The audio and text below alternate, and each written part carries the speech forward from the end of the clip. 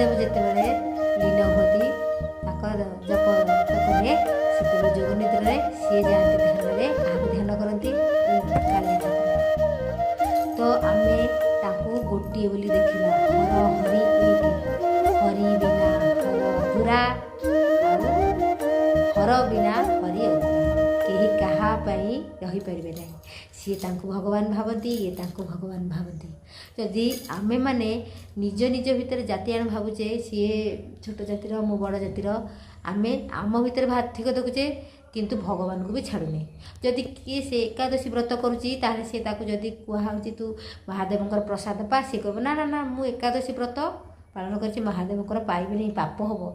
अरे तुम्हें यही जो कथाटा चिंता कल ये ही पाप कल जे तुम्हें तो तुम भितर जातियान भाव देखुच भगवान को भी छाड़ुन तो ये पाप कल तुम व्रत ही सांगे सांगे खंडन होगला तो तुम्हें महान पापर अधिकारी हो।